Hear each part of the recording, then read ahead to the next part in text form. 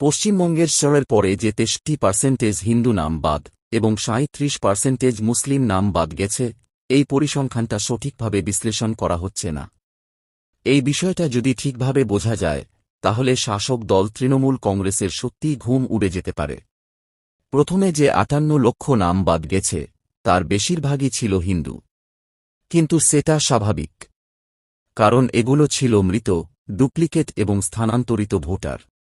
একটি রাজ্যে যদি প্রায় 70% হিন্দু জনসংখ্যা থাকে, তাহলে মৃত, ডুপ্লিকেট এবং স্থানান্তরিত ভোটারের মধ্যেও হিন্দুদের সংখ্যাই বেশি থাকবে, এটাই স্বাভাবিক। এই 58 লক্ষের মধ্যে যদি 50% ভোটও তৃণমূল কংগ্রেস চাপ্পা দিতে পারত, তাহলে এই বাদ পড়া নামগুলোর কারণে আসলে শাসক দলেরই বড় ক্ষতি হয়েছে। এরপর আসি দ্বিতীয় পর্যায়ে, যেখানে 5 লক্ষ নাম বাদ গেছে। নির্বাচন কমিশন এটাকে পুরোপুরি পরিষ্কার করেনি, তবে বলেছে এই 5 লক্ষের মধ্যেও অনেকেই মৃত, ডুপ্লিকেট বা স্থানান্তরিত হতে পারে, যারা শুনানিতে উপস্থিত হননি।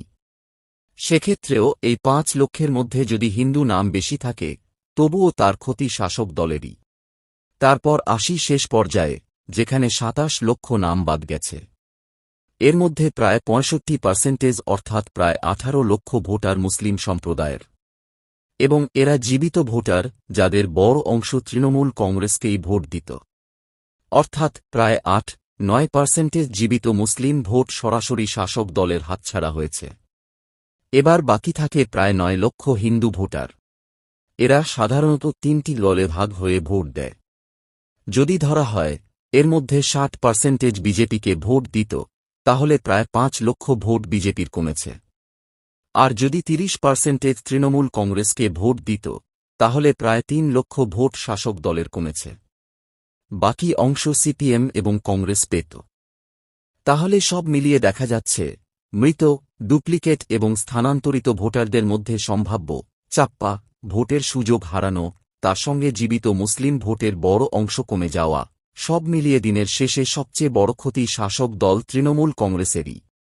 অন্যদিকে আনন্দবাজার পত্রিকা বিষয়টাকে এমনভাবে উপস্থাপন করছে, যেন 63% হিন্দু ভোটার বাদ পড়া মানেই সব জীবিত ভোটার, এবং মুসলিম ভোটার বাদ পড়া সংখ্যাটা অনেক কম, এমন একটা ধারণা তৈরি করার চেষ্টা করা হচ্ছে। আপনাদের কি মতামত?